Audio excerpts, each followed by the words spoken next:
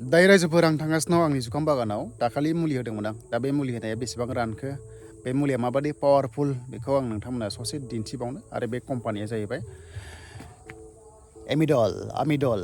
दा जियानो जा गासैखौबो बरायबाय गोदान भिडिअ'आव दा माथो खालामबावनो बोथोराथ' दुंहाव थासारि जादोंमोन जायनि जाउनाव नेट बन्द जागासिनो दङ एट प्रेजेन्टआवहाय क'क्राझार चिराङाव दा माब्ला खुलियो बुंनो हाथ'वा बिदि खुलिनायनि खोथाखौबो नुवाखै आं निउसावहाय 26 जानुवारि खाथि खाला खुलिनो हागौ नामा दिनैथ' 23 तारिख जाबाय दा मोनायावबो खुलिनो हागौ नङाबा जियानो जा माब्ला नुयो नोंथाङा नायदो ओमफ्राय दाखालि जुखामाव एसे मुलि होदोंमोन बे मुलि होनाया माबायदि रिएक्सन जाखो आं बेखौ नोंथांमोना दायो खोन्थालांगासिनो दं दे नोंथांमोना नायलांबाय था तो चलिए शुरू करते हैं टेक्निकल गुरुजिनि डायलग हाब्बाय बागानाव नैबे जाबाय अर्गेनिक आलु बागान दाबो मोनजायाखै माब्ला मोनजाबावनांगौ जाखो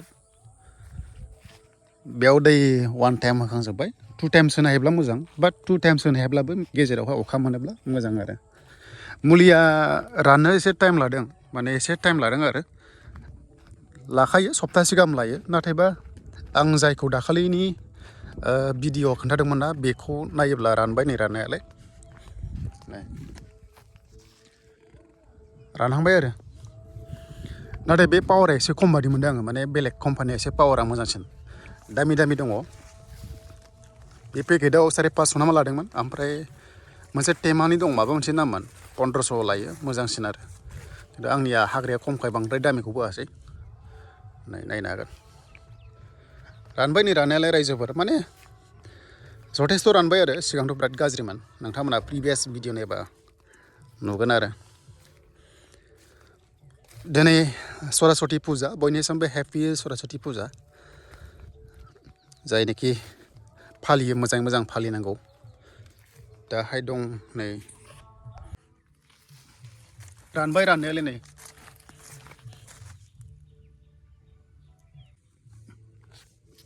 नै बेखौ थाब रानहोनो हायाखै माने पावाराबो एसे खम बादि मोनदों आङो माने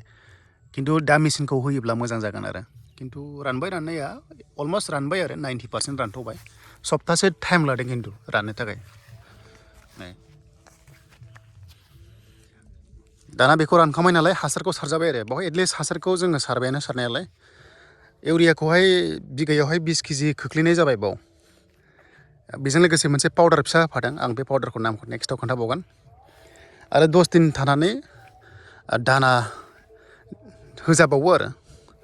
दानाखौ होयो नैबे दा बाव माने एसे इसिन जाबा 2 फुटसो जायोबा 2 आराय फुट माने हान्थुसे जायोब्ला आरोबाव दानाखौ कम्पालसरि सारथारनांगौ होमबासो बिफाङा एकदम थाग्रा जागोन ओमफ्राय जेब्ला बिबारा बारो होमबाथाय आरो एम्फौनि होदोलाय मानोना फिथाइ थायनाय टाइमावहाय एम्फौबो हाबो नालाय बिबार बारहांनाय समाव होजायो आरो जुदि एम्फौ जादोंबा एम्फौ जायाबाथ' होनाङा थांनाय बाराव आं होनांदों दा बेनो रायजो राजाफोर दसे आं नोंथांमोननो बे मुलिनि जिनिखि फिथाइखौ खोन्थाबाय रिएक्सना माबादि बे मुलिया ससमा गोदान बायबायला लेन्स कार्डनि मोजां मोनदों एकदम स्मुथ मोनो आरो दा नोंथांमोना मारै दं कमेन्ट्स खालामना खोन्थाहर आरो दा बावैनो नोंथांमोना मोजां कन्टेन्ट मोननो थांगासिनो दं आंनि चेनेलावहाय एकदम होगोन आं मोनसे सारप्राइज भिडिअ नोंथांमोन होगोन आरो नोंथांमोना आंखौ लोगो मोनगासिनो दङ बारा गोबाव गैला